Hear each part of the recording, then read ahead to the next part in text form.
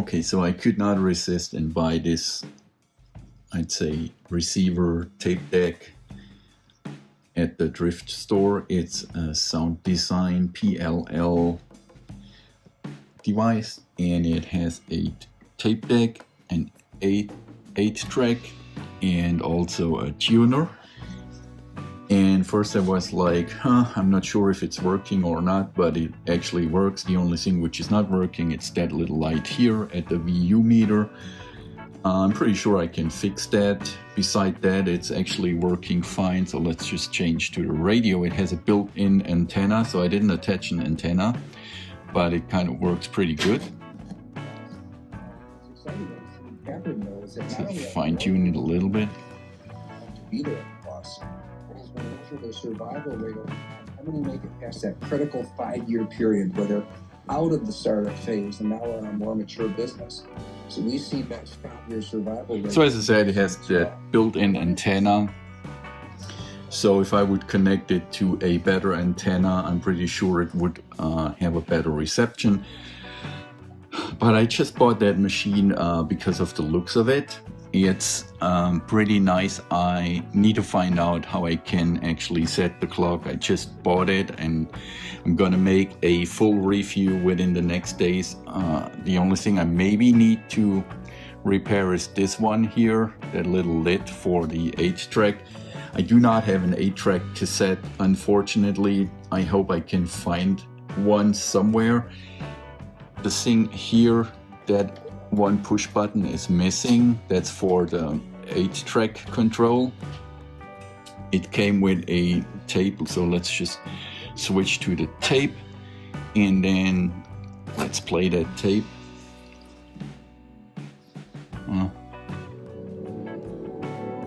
So it's classical music. I guess we do not get a copyright problem there.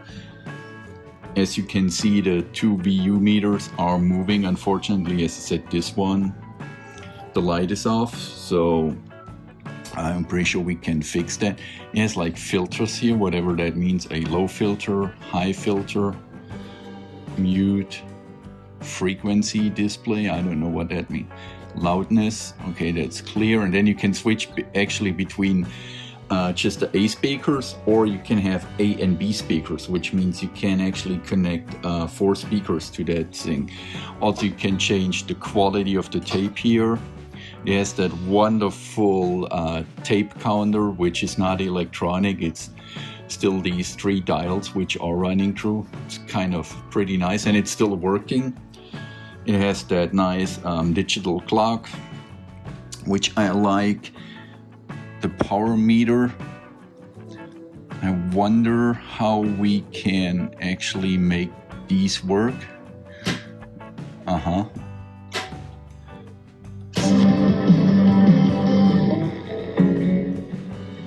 So I guess the tape was not loud enough. Let's just make it a little bit louder. You see now they're coming up, but now you wouldn't hear me. But anyways, so they are working as well. Look pretty neat, right?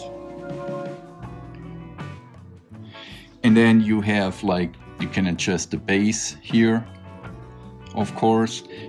Then also the treble, how high it goes. Then you have a old school it's not 3.5 millimeter, I guess that's the bigger one, connector here. You have a connection for 2 microphones, 2 mic ins. And then you have, like you had in the old days, for the recording level, also the balance between left and right speaker, and I guess that's also applying for the recording.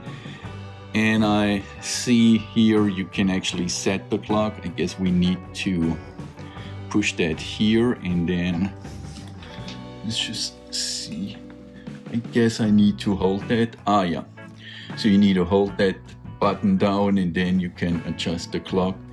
Let's just see, it's 3:14. Oh, that's actually pretty fast. So, wow, that is.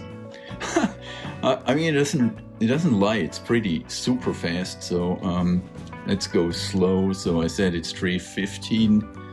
Oh, okay. That's funny. I mean, the slow mode is pretty slow, and the fast mode is like freaking like Buzz Lightning, or however that guy, or Buzz Lightyear guy, fast. So, but it's almost set, the clock, so we're gonna get there.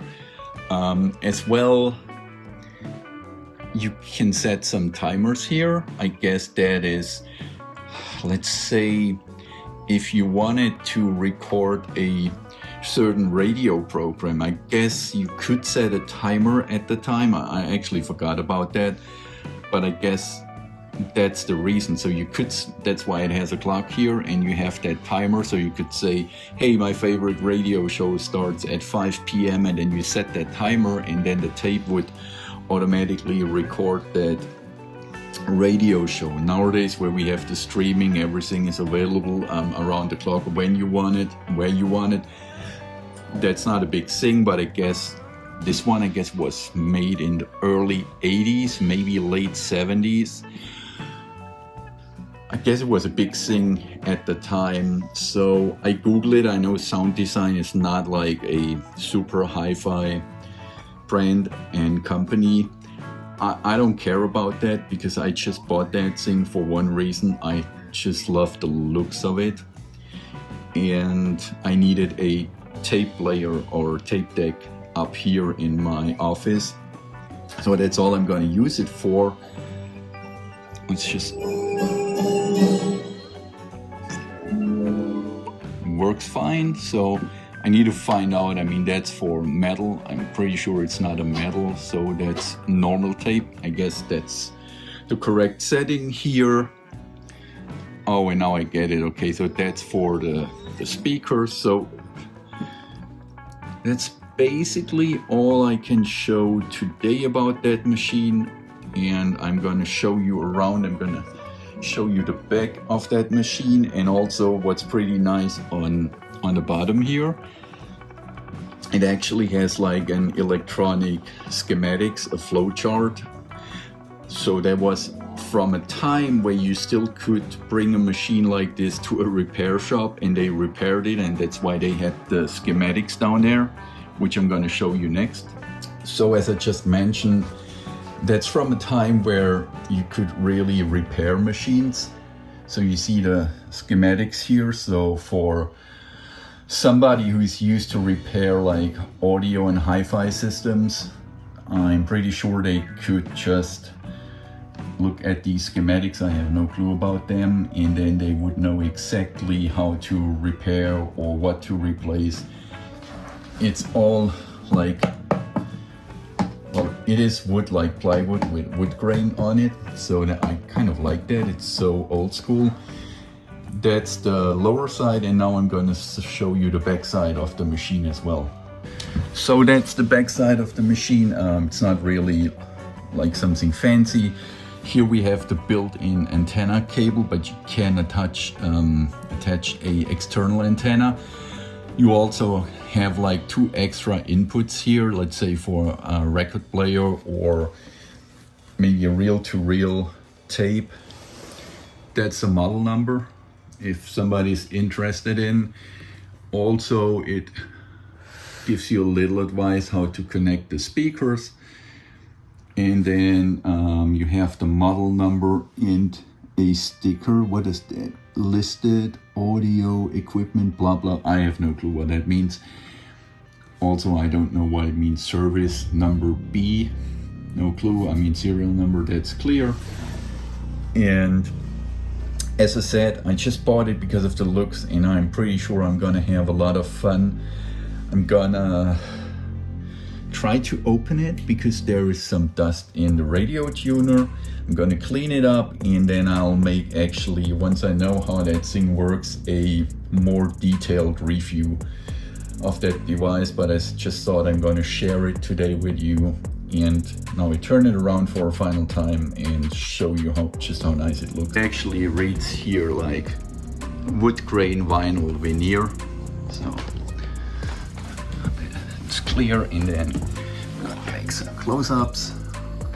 I actually like that, I guess they call it champagne finish. Yeah, it's just a nice vintage receiver tape deck, and also built-in amplifier. I hope I can repair that light here. It's just, as I said, just a wonderful looking machine, at least from my point of view. Thanks for watching.